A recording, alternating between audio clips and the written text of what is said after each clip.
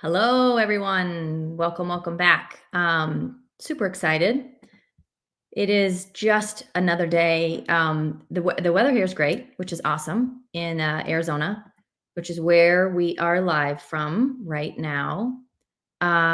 If you are just joining in, let us know where you're joining in from. I would love to know where everyone is listening from. If you're here local, great. If you're not, awesome as well. We're just going to talk about some things here. What's going on in the market? It is a little crazy. And we're just going to get started here. I've got a guest, but she's having some technical difficulties, so she'll be back and I'll bring her in. But for now, right now, we're going to jump into this article that I found that I thought was pretty interesting. We can talk about this a little bit. So, as we did last week, I had to put my glasses on so I can actually read this. So this is an article from the Business Insider. It says that it's looking to be another brutal year for weary homebuyers as 2025 kicks off.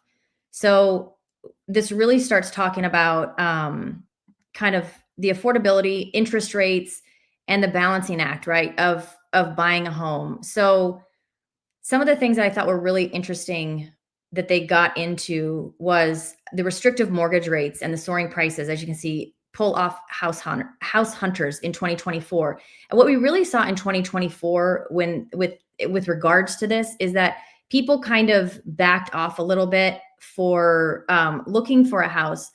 However, what was interesting is at the end of the year, it really started to ramp up again. I'm going to take this off because my guest is here and I want to bring her out, and I want to introduce you to her so that you know who she is, where she's from, and kind of all that. So welcome, Karen.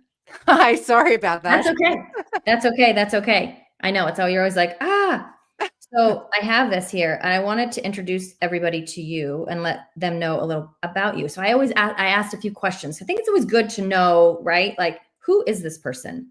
So Karen, I know, who is this person? Tell me about her. And why should I listen to what she's saying? So Karen has been in the real estate business for 22 years.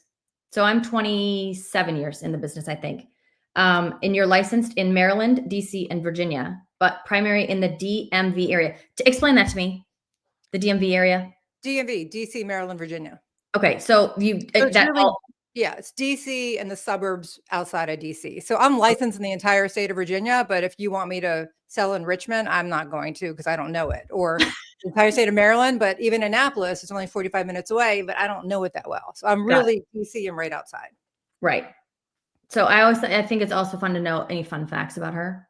She is a certified yoga instructor, which I think is awesome. I have no flexibility. Wish I did. And you worked in the film industry for 11 years before you sold real estate? I did. That's crazy. That had to be crazier than real estate, right? It's a different kind of crazy. It was a lot more fun, to be honest. Yeah, it was awesome. Interesting. Yeah.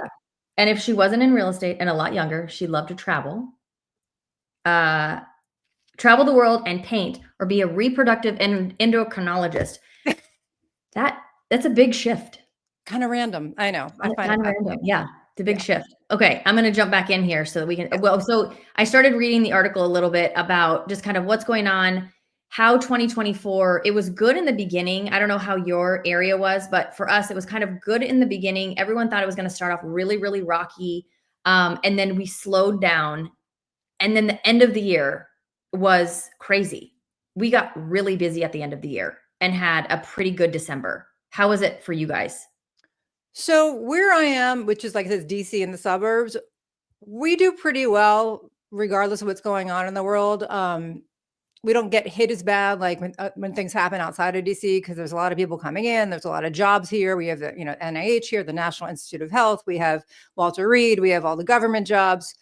So I was busy all year. I didn't really see a lag. Just leading up to the election gets a little crazy around here, as you can imagine. Yeah. It's a little crazy around here right now with the inauguration.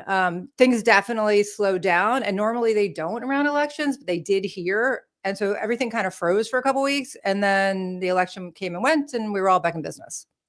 Right. I think it's interesting. I feel the same way, again, because we've been in the business for so long. Everybody around the election time always wants to get really hyped up about it. Like, no one's buying because of the election, and what happens is and I don't know what your take is on that, but I don't do I see a slowdown kind of around the election time? I do. And I always have kind of. But then it's kind of everyone's just waiting for it to be over so that they can just get back to their life in real estate. Yeah, I mean, around here it's probably a little different than where you are, considering Yeah. where I am. And like I said, even now, they're bringing in 4,000 police officers around the country to help us with the inauguration. That just creates a lot of traffic, a lot of Sure. big people, just so everything kind of like gets affected. Right. Well, I'm glad to know that they're bringing in that many police officers so that people stay safe. Yes, they are. Yeah. But so how did you see kind of the year? I mean, did it stay kind of the same all through the year? For me personally, I had a very busy year. Not all of my colleagues did, and I do both sellers and buyers. Like Mhm. you have been in this business a long time. A little more sellers and buyers, but I do both. And like I said, pretty consistent all year. The only slowdown I really saw was just before the election. But Yeah. besides that, I mean, but not everybody was busy. I Yeah. was, and a lot of my close friends, but not everybody. Yeah. So really Yeah. depends on where you are. Right. Yeah. When it was funny, when I was doing a little research, 'cause I wanted to kind of know a little bit about your market a little bit. It looked like out of the 3 areas that you're in, the DC area is still really hot. So you have low inventory in that area. Yeah, not really. I don't know what, stats are always, I was just you going know, to say, thanks to the statistics that were wrong. right. I know. So This is DC why we asked an actually, expert. right, hasn't really recovered since the pandemic like the suburbs have. Okay. Um, right now, interesting enough, and also crime was not great. The stats weren't great. So DC has been suffering a bit. DC proper. Like I said, the suburbs where I am in Montgomery County, Maryland, or Northern Virginia, doing great. Not a lot of inventory. It's a mixed market depending on the house. But DC is not rebounded as much as outside of DC, except weird enough, just recently, and I think this has a lot to do with Trump and his people. The high end market in DC has picked up a lot, like 5 Okay. million and over. All of a sudden, it's kind of wild. So, but I think that's a direct effect of the new administration. Interesting. Yeah, it's interesting. Okay, let's get back. I was starting to read this article a little bit. Okay. So, and we were talking about, yeah, how the restrictive mortgage rates and soaring prices put off house hunters in 2024, which definitely happened. Then, according to the Fannie Mae's House Price Index, single-family home prices rose 5.8% year over year in the fourth quarter, up from 5.4% in the previous quarter. We saw that here for sure. In Arizona, we saw that because, again, that's what I was saying. It before like November, again, kind of like what you're saying, right? Before the election, it was really slow. And then November, December, we had some closings. So if with the 30, 45-day close, though, they had to kind of contract before that. So it was really an interesting December this last year, looking at like how slow it was, kind of even the end of September, October, November for us, which isn't normally our busy time either, but neither is December, to be honest. So when is your busy time in Arizona? Right now. Yeah, so is ours. Our spring market, which can start in January. Right now, we have a lot of snow outside, and we're getting more, so it's not so busy. Right. But if the weather is nicer, it does, and then it goes really to like June. That's our busiest time for sure. We sell the bulk of our homes between January and April every single year. It doesn't matter what year it is. That's the bulk, because then in April we start to get hot. Right.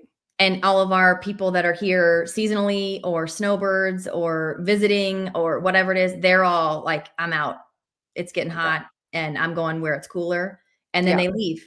But in the summertime, it's funny because I always tell sellers, they're thinking possibly about putting their house on the market in the summer. Like, well, it's hot. I don't know if I should. Depends on the price point. But I always tell them, I don't wait. You have less competition in the summertime. And if buyers are out there looking, and they're serious in the summer, because if they want to brave the 110-degree heat, they're serious. Right. Yeah. That's what we kind of say in the fall leading up to the winter, you know, around here, like if you really are ready to go, let's do it. I had an incredibly busy December. And all 4 of the deals I did just in those couple weeks before Christmas were all cash. Yeah. All 4 of them, different price points, but all cash. So they all started and ended in December. Yeah. So it was kind of crazy. I had more cash. My last deal of the year also was cash, right? And it was quick. We found it. We didn't think we were going to find it. Got under contract, 2 weeks, closed, cash, done. Yeah. Yeah. Okay. So some of the other things that I thought were interesting in this, and it really talks about the supply and demand factors that are exacerbating the affordability issues. And the inventories of existing home sales have improved from a year ago, but remain historically low due largely to the so-called locked-in effect. Are you guys seeing that there? Oh yeah. I'm a perfect example. I am the locked in effect. Hi. Yeah. Nice to meet you. Seriously, my youngest just went to college this year. I thought as soon as my kids go to college, I'm going to sell my house in the suburbs, either move into the city or do something different. I've been in the suburbs, chained to the suburbs for, Right. their whole childhood. Right. I refinanced in 2021 at 2.8625. It's much cheaper for me to stay in my house than to sell it. Sure, it's gone up in value, then go buy something. I'm not going to buy cash. Then I have to give a much higher interest rate. I am the lock-in effect. And so it's definitely happening here. And I know if it's happening to me and all of my contemporaries, it's happening everywhere. And we're still really lacking in inventory, which is why, depending on the condition and the price of the house around here, we're still seeing multiple offers, going over asking, waiving everything, still seeing it. Yeah, we're kind of in the same boat. So our inventory, during the crazy time, how low was your inventory? Like, do you have a number? I don't have a number, but it was bad. And it's still not great. Yeah, ours, we got down the worst of it. We were like 4,500 homes on the market, and we're a big area. Yeah. We're big. I don't remember the numbers, but it was like 1 month or something like that. I think we go more by like how many months of inventory, and it was bad. And I think we were even under a month. I think we were like 0.6 at one point. Like, it was so low. But what was interesting, when you really looked at the numbers, the amount of inventory we had coming on the market was really kind of the same. It was just coming in and going straight back out. Right. The thing that we have right now is that our inventory now, we're back up to like, say, 22 to 24,000 homes on the market. And a lot of the homes on the market are not great. They need a lot of work. There's a lot of deferred maintenance. The prices are still really high. But those homes that are really, really good in great locations, all the things are fixed, new roofs, new air conditioning units, all of that, they come on the market and they go, and oftentimes it's multiple offers. Sometimes at least at list price, maybe a little bit higher, depending upon where it is and how good the home is. But we're still seeing that as well. Yeah. Yeah. I mean, here it's a mixed market. It just depends. You could have the same neighborhood and one house shows beautifully and it's priced right, and the other house in the same neighborhood, they thought, I don't have to do anything. They're still thinking back to 2021, and they just took pictures with their iPhone and put it on the market. And this one's going in multiple offers, way over asking, and this one's sitting and chasing the market. Same neighborhood. It is just, people have got to they have to educate themselves. They have to talk to somebody local who knows the business, who's been around a while, and figure out, how do I sell my house to get the most money? Because it's not the same for everybody and everywhere. Right. No, I agree 100%. And that's the big thing. I've seen it where sellers have kind of said, no, I think that I can get more for my house. And I'm like, great. It's not going to happen. Yeah. It's just not. And then the thing that I always tell my sellers, I'm like, the last thing you want to do is that death spiral price reduction spin. You're chasing that market down. Right. And you are going to leave money on the table because from where you should have started. Yeah, I agree. Yeah. So it's interesting. Okay.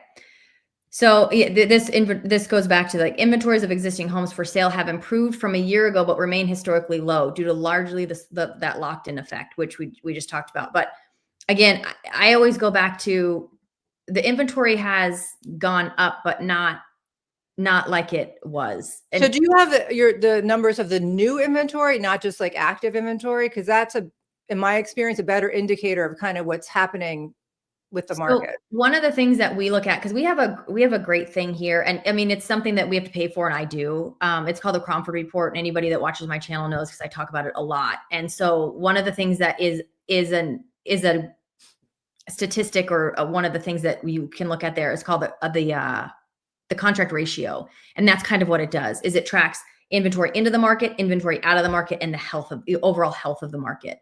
And so our market is kind of, last year, it was kind of tracking at like 2014 for overall supply, demand, all of that, which in the grand scheme of things, take out the crazy COVID years. 2014 wasn't a terrible year. That's 10 years ago. I I don't know. think it was great. Well, I mean, for us, it wasn't terrible. We were still selling a lot of houses. Yeah. It wasn't a banner year. Yeah. It's too long ago for me, Sean. I'm Well, old. I can't remember that far back. I'm right there with you. Trust me. I pull it from the back of my brain. I'm like, 10 But years ago. yeah, so I mean, again, because I look at those numbers all the time, and go, okay, where were we? The other thing that's interesting to see is people go, oh my gosh, then we're in a buyer's market. 'Cause we hit a buyer's market in 2024 towards the end. But when you look historically at Arizona's buyer's market and like how long do they last? They don't last very long. Like the last buyer's market we were in before the last one that we were just in, which we've come out of now, was 4 weeks long. That's it. So what to you constitutes a buyer's market? So I don't look at it the same way. I don't look at months inventory. So I'm looking at much more specific data for that.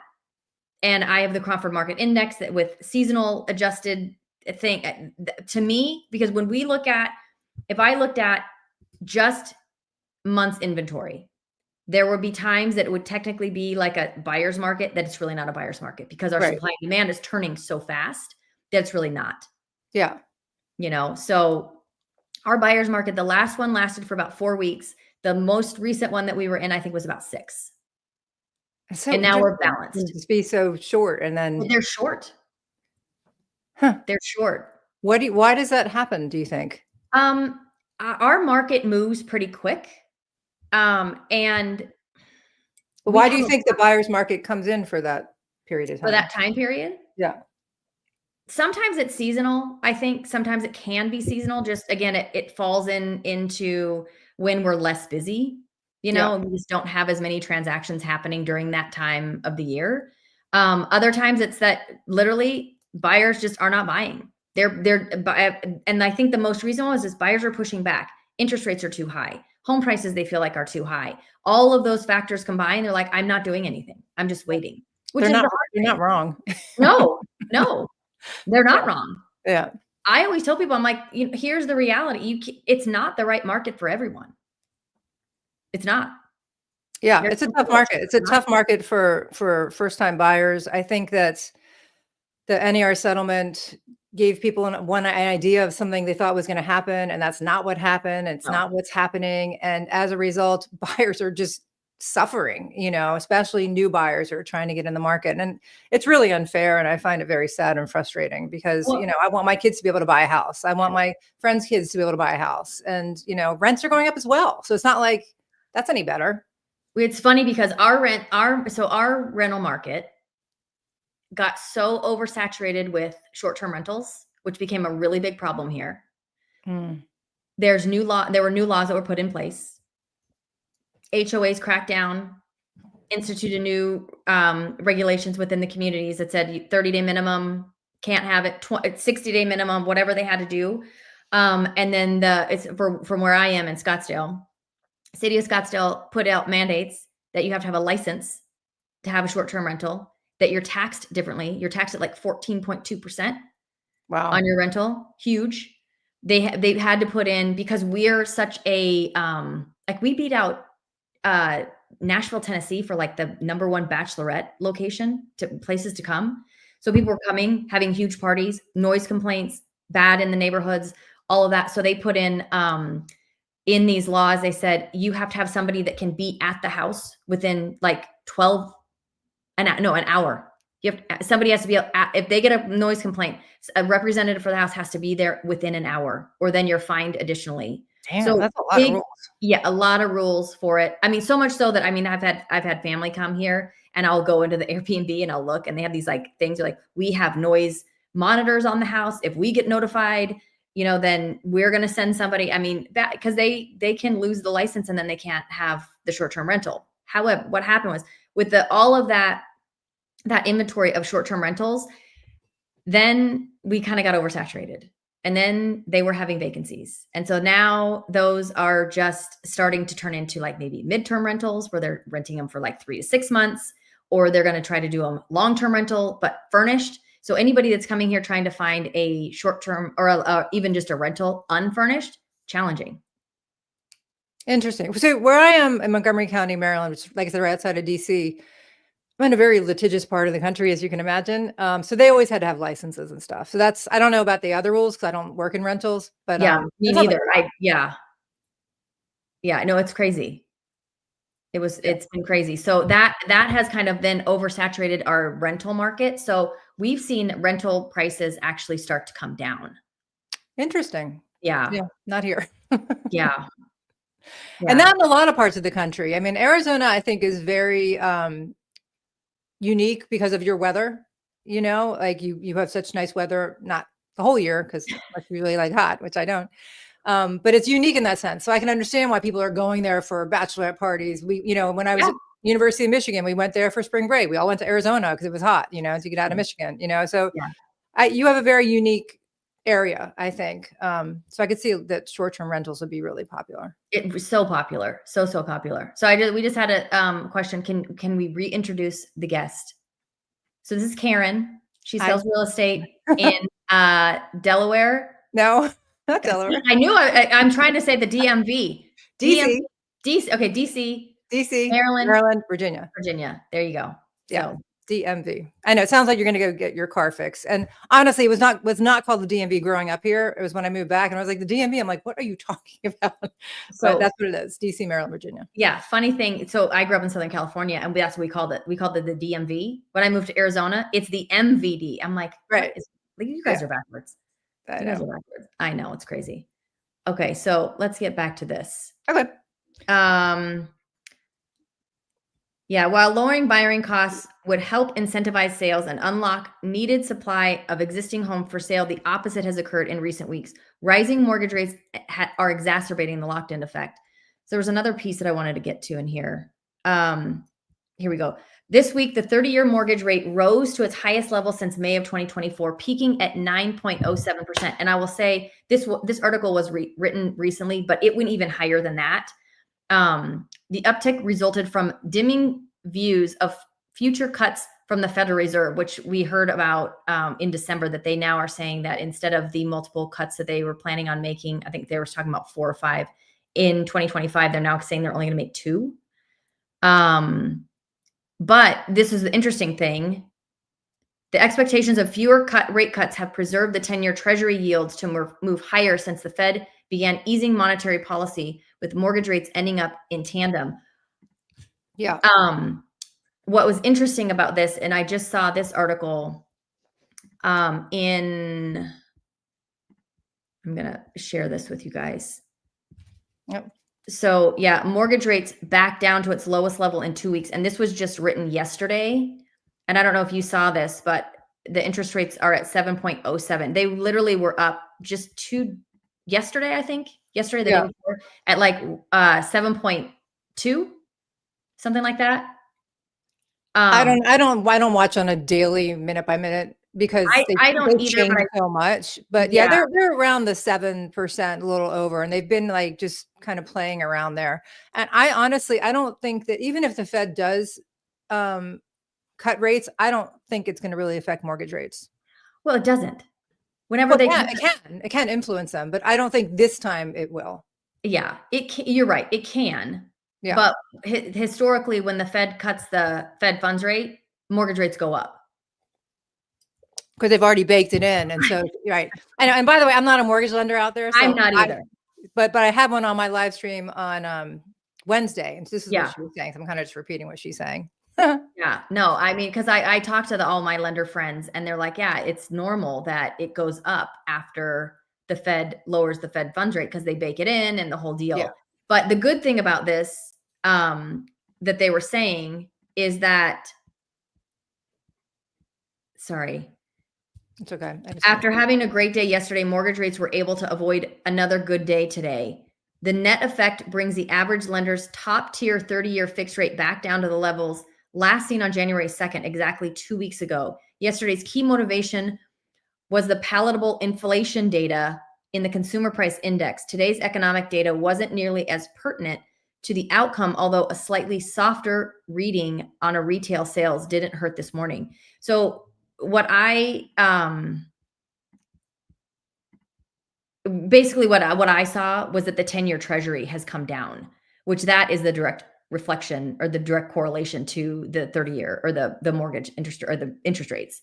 Yeah. So that's good because the 10-year treasury was just climbing. And I was talking to some people that are some of my clients that are, in finance, that kind of stuff. And they're like, I don't see the 10-year treasury coming down. I don't really pay attention. I just look more like unemployment, job reports, inflation stuff, because you can kind of feel that, viscerally feel it in your For sure. day-to-day life. And that to me kind of gives me an indication of what's going to happen. As far as like the 10-year treasury and stuff, I'm not the right person to talk to about that. No, it's funny though. I watch it because I know that I know it does have a correlation. Do I understand it? Am I a financial planner or a mortgage? No, I'm not. Right. Sorry. But I do watch it and I'll read articles about it so that I kind of know what they're talking about because I think it's important. Yeah. Yeah. All right. So let's get back to, sorry. Yeah. So expectations of fewer cuts. Okay. So the bond yield in the US and abroad continue to move higher in response to concerns over sticky inflation outlooks and still too high budget deficits, which pushed mortgage rates higher for the 5th consecutive week. There was something. The factors haven't put an end to the housing hunt in the new year, noted, and Redfin noted a slight pickup in home tours at the beginning of 2025. It could signal that buyers are accepting the outlook for elevated rates and are taking advantage of any new supply that has entered the market. So have you seen any of that since the beginning of the year? Not really. Have you? Yeah, a little bit. What Yeah, have you I mean, seen? I've got people that are out wanting to buy. This year, in the last 2 weeks? Yeah. See, Mhm. right here, we got a lot of snow. It's really cold here Right. right now. So we got hit. And so because we don't get hit that often, when we do, like, everything shuts down. Schools closed, the government shuts down. So like nobody does anything. So, and it's only been 2 weeks and we're supposed to snow again this weekend here. So I kind of love it because, I kind of like when everything shuts down. But as far as business, like nothing's really happening right now. I mean, I went and signed a listing, but I'm not going to put it on for, not now while it's snowing. Yeah, and it's interesting because that is a big difference. And I've worked in areas where it snows, and it's a different. It's the same but different seasons. Because right now I'm telling my buyer or my sellers, I'm like, we need to get you on the market like now. Right. Now, like I'm going to a client's house in a week because they're pulling things off, they're depersonalizing, they're doing all the stuff, and so I need to get them on the market soon. So what's the weather like there now? Well, we're all complaining that it's cold. What is it? And it's like 65. Nice. Yeah. So it's But like, we're supposed to have a cold front. We do get freezing at night. it's like 20. In fact, I just found out they're moving the inauguration, everything inside. Like Oh, all the wow. parades are canceled. So all these 4,000 officers, I don't know what they're going to do. But yeah, they just announced that they're moving everything inside. I think Trump wants to have something at the Cap Center, like where the Capitals play, like an Okay. arena. Because it's that close. It's supposed to be the coldest inauguration ever. Oh, wow. Yeah, it's cold here right now. Like I said, I don't mind it because I kind of like sitting at home reading a book and just being honest. And doing yoga. Yeah. So nothing's really happening here right now. Yeah. Okay. So somebody's asked, what percentage of your deals are all cash? Also, what percentage of your deals are buyers from outside your area? You go ahead, Karen. You're talking to me? Yeah, we'll both answer. So as I was saying before, there's a lot of cash out there. I would say I did 4 deals in December, all cash, which was crazy. I mean, on different price points. So I looked at the year. I would say third. I'd say 30% was cash, which is a lot. And Yeah. I work in all different price points, mostly high end, but I do everything. Yeah. And then buyers from outside my area, like I said, I'm in DC, right outside of DC. So people move here for work. You know, I have a lot of people that move here to work at the World Bank or the National Institute of Health, NIH. And I had those people this year. So they're probably maybe 20% of my business is people moving in, which is still a lot. Here's a question for you. When a new president comes in and they appoint new people, do you see an influx? Is that your big like influx? Like people move out, people move in? Depends who the president is. Okay. Some of them, because like I said, I don't work in rental. So some administrations have more rental people that come in and out, and some have more buyer people that come in and out. This incoming administration has a lot of money, and we've seen a real uptick in the luxury market in DC, like I haven't seen in a while. Interesting. And that's because they have a lot of money coming in. 4 years ago, I didn't see anything. And look, I don't work in rental, so you'd have to ask somebody who works in rental to see if they see stuff. But gotta remember, a lot of times this can be a very temporary job. So just in that mindset, you know, would you buy a house if you're going to be there for a couple of years? Right. So it's a little transient, kind of. For the government, for the administration? Yeah, for people that live there that are in that field. For capital, yes. I mean, a lot of people, all their staffers, a lot of people will stay here, you know, and then the new people will hire them or not, you know. And there's a lot more going on in DC besides the government and besides the president, which that's what changes it for you. So a lot of stuff doesn't change every 4 years, the other government jobs. So, but it is, I think DC is a pretty transient city in general. I think a lot of cities are. But there's a lot of jobs here and a lot of national institutions here where people come and they stay. Like I said, like Walter Reed, like the NIH, like, you know, they just happen to be located here. Yeah. Okay. So what percentage? Yeah, I know. What percentage of my deals are cash? Gosh, this last year, I had a handful of cash deals, but I can't say that they were all cash. I mean, I definitely had some people that, this is the crazy part, I definitely had some people that could have paid cash and chose not to, even with the interest rates. So that was interesting for me. I'm like, well, you guys could be paying cash for this. Like, I don't know why you're not. And must be for some sort of tax financial. They do. I mean, and some of it was high end, you know, so they feel like they could keep their money in the market and maybe get more, you know, but so that was interesting. And then what percent of my buyers are from out of my area? A lot. Really? A lot. I get a lot of people coming here from other states, and everybody always asks, oh, they're all coming from California. No, I get a lot of people from the Pacific Northwest. I've got 2 people coming from Florida right now. I have had people come from California, but that's not the bulk of them. You know, I've had people come from almost, I feel like a lot of different states. So, but that's one of the things about us and where I am, because it's not that it's all second homes or all winter visitors, but we have a lot of people that come here for that originally. And then they stay, and then sometimes they have to sell because they realize, oh, this was my second home, but now this is going to be my primary home, and now I need a little bigger. Then their kids move here. Then I help their kids move here. And so that's kind of how ours roll. They come here for an event, which is all starting this week with Barrett-Jackson Car Auction, which is bananas. And then it just rolls into the Phoenix Open, and then it rolls into another event, and then it rolls into spring training baseball. And everybody comes, and then they fall in love because they're like, the weather is so pretty here. But then what happens in the summer? Don't you guys get really hot? We get really hot. Yeah. It's like we live on the sun in the summer. We do. I don't even lie about it. People are like, is it really as hot as everyone says? I'm like, yeah, it is. I can do it. I can super hot. But you know, you just learn. It's the same thing. You're living in the snow right now. You just I love it. I know. But for those people that don't love it, it's funny. I have so many people that have moved from like not the East Coast sometimes, but more the Midwest that move here. And I'm not kidding you when I tell you, I'll check in in the summertime and I'm like, how you doing for summer? You got to 115. Are you doing okay? Like I told you it was going to be hot. They're like, I will take this over shoveling snow, freezing ice. Like I'll do it.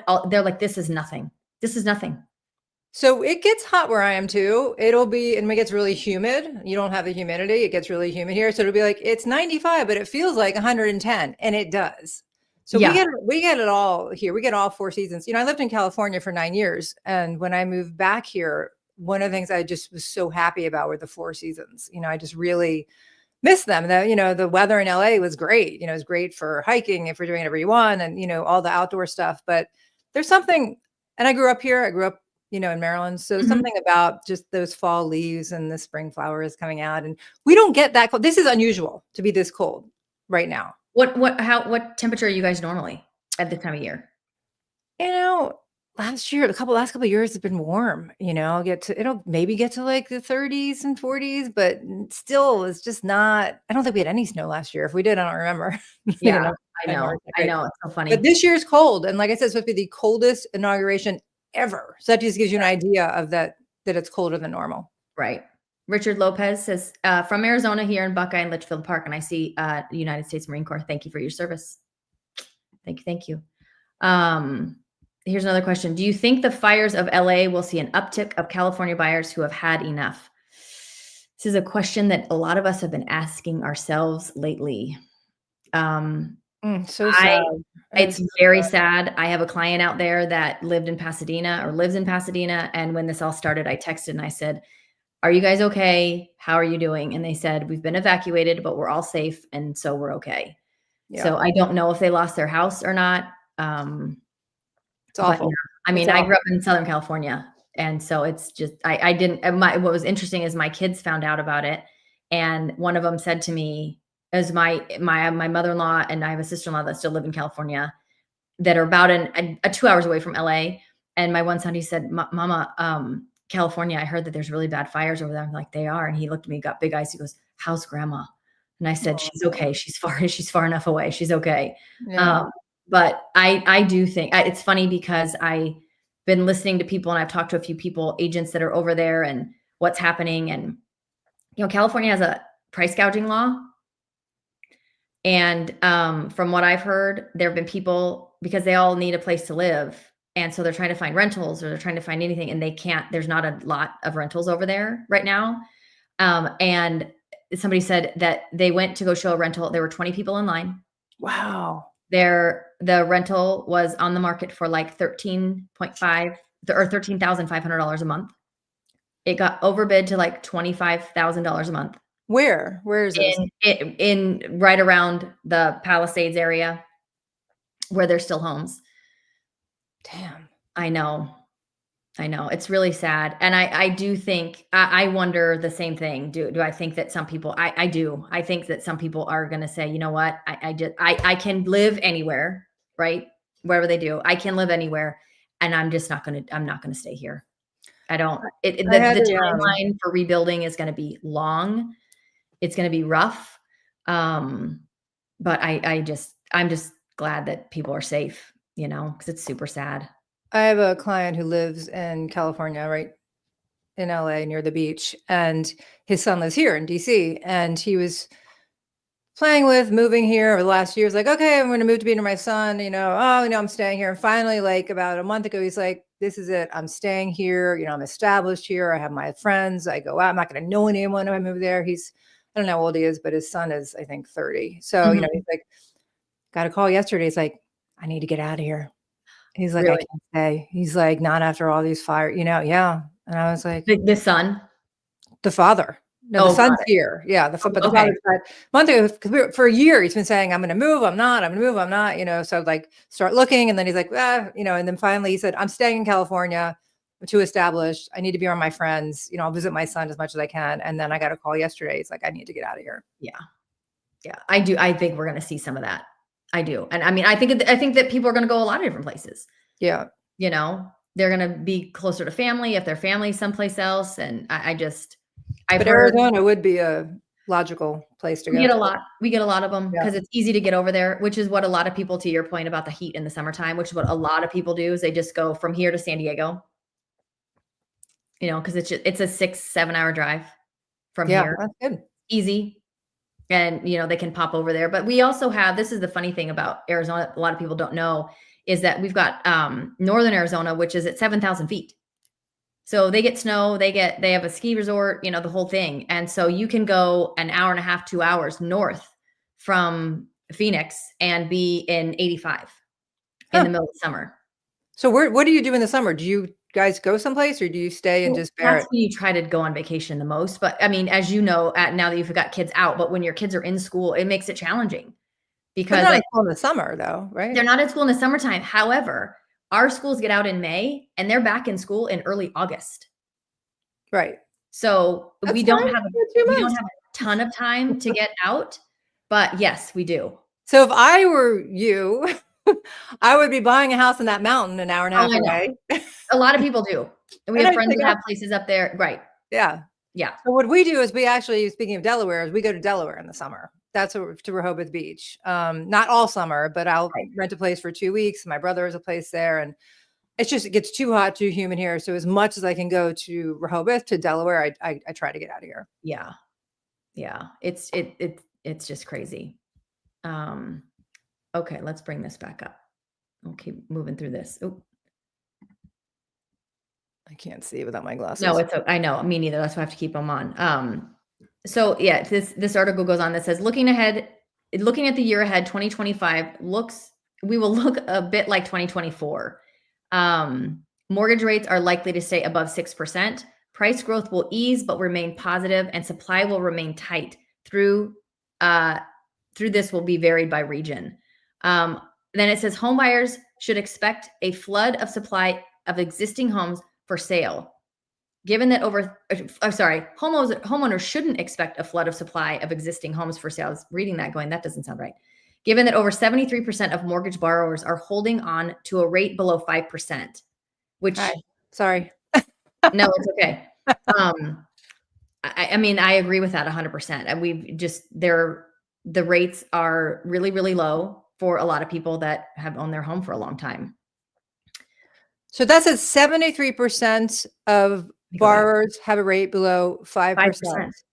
That's a lot. It's a lot. 73%. And I think that if you look at, I think it was like 60% or it's close to that have below 4%. I think so too. And then on top of that, I think to your point, that 60%ish people have like over 60% equity in their home.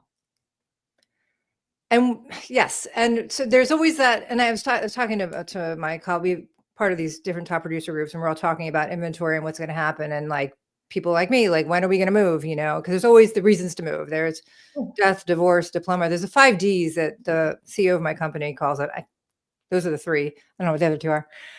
Relocation doesn't give the D, but job change. But there's always reasons people buy and sell. And then one thing is our values have gone so up. So let me see if I can speak. Our values have gone up. So do our property taxes and our other costs. And if people can't afford these new costs that aren't going away, they will also then move. And so that's one of the things that draws people to Arizona, because our taxes don't move like that. And I get asked this question all the time here when people are looking at a house and they see what the home sold for before they bought it and now what the home is going to sell for now. And they all say to me, okay, well, I see what the taxes were before, but then when I buy it and it closes at a new price, what are my taxes going to be? I'm like, our taxes don't move up at a new purchase price. Do they ever go up? Ours, they do, but they're assessed. We do not pay property taxes on market value. We pay it on assessed value. Yeah, so do we. But the assessed values go up if ours do not change drastically with the sale of a property. No, ours homes get assessed every 3 years. That's the cycle. Right. But if all of the properties have gone up, right, 40%, yes, and all of the assessments are going to go up, and yes, all the property taxes are going to go up. Correct. However, our property taxes we are like 11th from the bottom for property taxes. Our property taxes are very low. Okay, I'll move to Arizona. Fine. Put me in that mountain. Put me in the mountain town. I know. It's beautiful up there. It is. But so that's the thing. People are like, wait a second, what? I mean, I had a client not long ago. They were coming from one of the towns or one of the cities in Washington State. And they said, okay, wait a second. We were looking at a $2.5 million house. They're like, what? Wait, hold on. What are the taxes on this? And I told them, they were like, that's it. It's like, so what were the taxes on the $2.5 million? For something like, it depends. Again, it depends on where it is, because every place is a little bit different. But for a $2.5 million house, sometimes it can be like $8,000 for the year. Damn. So do you have a big retirement? Like, clientele? Like people come to retire there? No. For clientele, I mean, I have people that are retiring that come out here for retirement, but Yeah.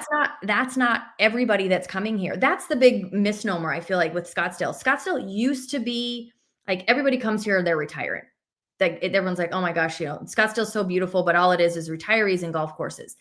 We still have a lot of golf courses. I'm not gonna lie about Right. that, but the people that come here, they're not all retirees. There's a lot of it's every age group that comes here because we too have a lot of jobs where there's a lot of people, and we don't our downtown Phoenix area, that is not where everybody goes to work. More people commute into Scottsdale to work than to go to downtown Phoenix. How But far are you now, from because we've Phoenix? gotten so big, we have a lot of different employment corridors kind of all across the valley. So when people come to move, or they're coming to move here, I'm always like, where are you going to be working? Where are you going to be so that we can get you? Like, is it important for you to be close to where you live or live close to where you work?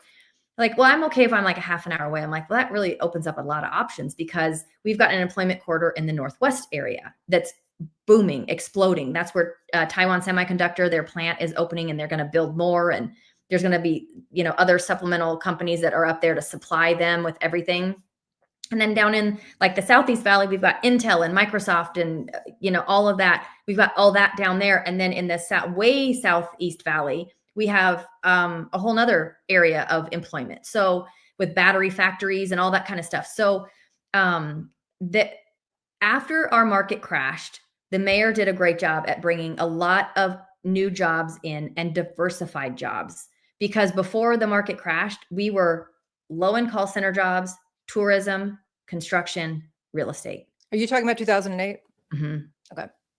So when we got hit hard here. Hard. I think everybody played that. I think was all across the country because it had to do with, these faulty loans. It didn't Yeah, have to do with sure. geography. Do you know what I'm saying? It No, had to do, no, but yeah. if you look at it like Arizona, Nevada, like our two cities, because we were kind of similar, right? Because it was a lot of Nevada is in Las Vegas, so it's tourism. Same thing here.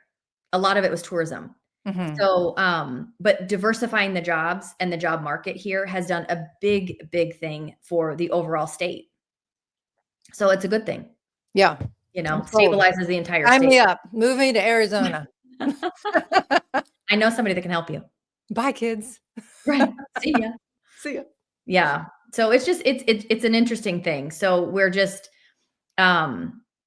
this year I think we're going to continue along kind of trudging along. I mean, I don't know how you feel, but I feel like it's going to be very similar to last year. I think it's very dependent upon interest rates. And as interest rates kind of fluctuate, I think so too is our supply and demand going to fluctuate. So here's my take. I think that there's going to be some interest rate fatigue. I think people are going to finally be like, people like me, although I'm not moving it, but we're going to be like, listen, it's too much, a big a delta between the interest rate I have and what I would get, but it's not changing in the next 2, 3, probably 5 years. I wanted to move out of the suburbs, so I'm just going to bite the bullet. I'm going to do it. I think that type of fatigue is going to start to happen more and more and more as people realize, like, new administration, nothing changed. New this, nothing changed. As far as I'm only talking about interest rates. Sure. And like I said, I am not a mortgage broker, so I could be completely wrong. But I just think emotionally and intuitively, that's what's going to happen. This fatigue of like, how much longer do I have to wait for it to become less of a delta between what I have and what I will get? Yeah. And then all of a sudden, it's going to become a more balanced market. More inventory is going to come on, not necessarily distressed inventory, just inventory, just normal inventory, and things will calm down. Yeah, no, I agree. I think that, and that's kind of what that article was saying, like that more people are just kind of getting used to what our interest rates are. Yeah. And saying, I can continue waiting, or do I just go live my life? Right, exactly. Yeah. Well, I think, with a new administration coming in that's so different from the old one, it's understandable that people would want to wait and see. Let's see, Sure. if he's going to do what he said he's going to do, and, Sure. blah, blah, blah. And listen, let's wait and see. But Right. I think if more things stay the same, the more people will be like, you know what, let's just do it. Right. I agree. Because I've had a few that have already done that. They're like, you know what? I was waiting, but you know what? I'm done waiting. Yeah. I'm done. And this is where I go to, it's not the right time for everyone to buy. However, our demand right now is higher than it maybe was when our season wasn't going, but our demand isn't so high that you can't buy a house, that you have to wait in line for a house and you have to overbid for a house and you have to give everything away to get the house. So if you can buy, it's not a terrible time to buy. And when you look at overall historic interest rates, and when my husband and I bought our first house, our interest rate was 7%. And my father-in-law looked at us and said, lock that rate right now. You will never get an interest rate that low again. I can't believe how low it is. Yeah. So I get it from coming off of what we just came from and Right. having it be 3%, like 7% is drastically different. Right. 100% agree. And I get it. And the prices are higher, Yeah. but so it is not the right time for everyone to buy. But for some people, it's still an okay time to buy. 100%. I encourage home ownership, especially if you're going to be there a while. Right. Because where you are, maybe not, but where I am, rents are pretty high as well. And they're not in great condition most of the time. I don't do rentals, but these are what people tell me. So if you can afford it and you're staying a while, why wouldn't you buy? Right. This is it's not just an investment. It's your home. It's your family. It's your memories. It's your holidays. It's more than just a home. So I am a huge advocate of home ownership. I just think you got to be smart about it. Agreed. Don't buy something you can't afford. Right. No, I'm 100% that way. And I always tell them, like, you know what, let's look at what you get approved for. Yeah. And I always tell them, like, you can get approved for anything. Maybe. I mean, go and back in the day you could, not so much right. anymore. Nowadays it's like, look and see what you can get approved for, but don't just look at that dollar amount. What is the mortgage going to be? Right. That's the number you need to focus on. Right. That monthly number. Even if they say you can be approved for this amount and you can't afford the mortgage, don't do it. Right. Lower the price point. Yeah. And you got to take it all into effect. The Right. property taxes, the home insurance, all of it.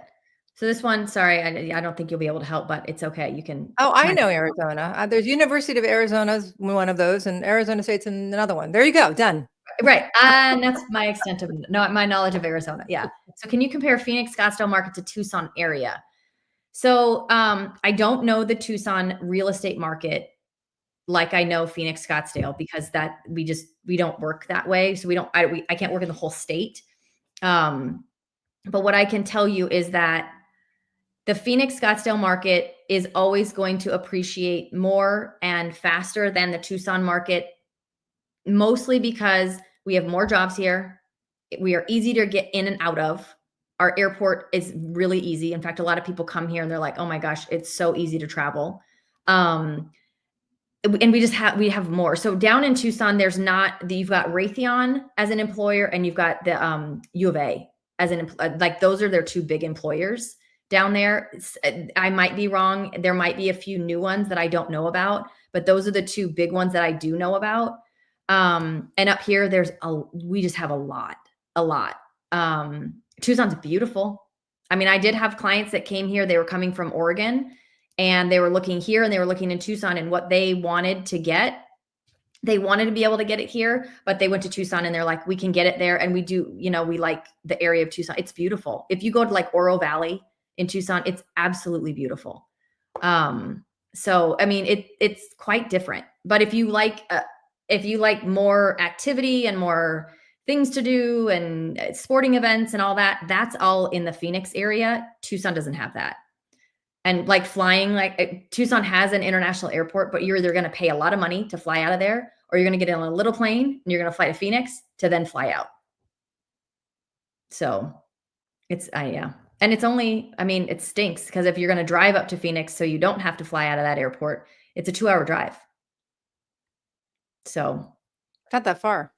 It's not that far. Yeah. No, people do say that it's cooler down in Tucson because there's not as much concrete. I don't know. I've been to Tucson in the summer and it's still hot.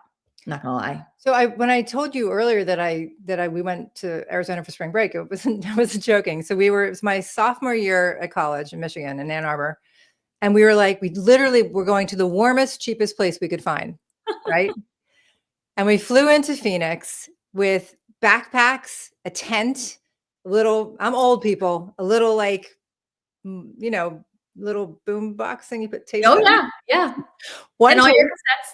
One tape. No, we only had one. Who's Next? Going Mobile. Played it. Hitchhiked. So, oh Went my, to Phoenix, Tucson, because we had people that went to school at both of those universities, camped out, and then went back to Michigan. And it was a That's- blast. you know, when life was simpler. Yeah. Cheapest place we could find that was warm. You guys won. Yeah. I don't know that we'd win that anymore. I don't know. No, this is a very long time ago. I know. I'm with you. We used to go from California. We used to go to the river a lot. What for spring river? break. Like Lake Havasu and right Oh, by, okay. Yeah. right down there. Yeah. But it's hot. If you think Phoenix is hot, go to Lake Havasu. That is where I was the day that it was 128 degrees. Oh my God. Well, I remember when I was in LA, we'd go out to, Palm Springs. It was brutal. Yeah. Brutal. What is it? So Tucson, no industry here, anti-business atmosphere. It is hot here, but you in Phoenix are 10 degrees hotter in the summer. Right. Right. It is cooler down in Tucson. I mean, it's still hot, but it is cooler down there. So it's interesting. It's the same thing like when people look in like the Scottsdale area. If you go just 20 minutes north of here in that Cave Creek Carefree area, even up a little farther north Scottsdale than I am, there's a 8-10 degree difference sometimes. And it does make a difference. In the wintertime, I sold a 10-acre property up there a few years ago. And in the winter I would go up there. I'm like, holy cow, it is cold up here. Cold. That's where, if we get snow in the valley, that's where we get it. Right.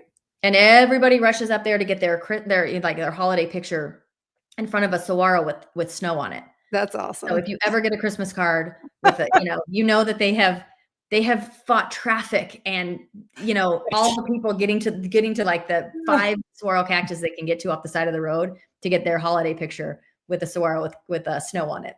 That's so funny. Yeah, it's pretty funny. Well, thank you, Karen. Thank you. Thanks for having me. Tell your people you're going to come on my live stream next Wednesday. We're going to have more fun. We will continue this conversation. Yes, Karen does have her own YouTube channel as well, so you can check her out over there. And I'll be there on next Wednesday. Yeah. Continue this conversation. I know. It'll be very fun. Thank you. Thank you very much for joining in. All right. See you, everyone. Bye. Bye.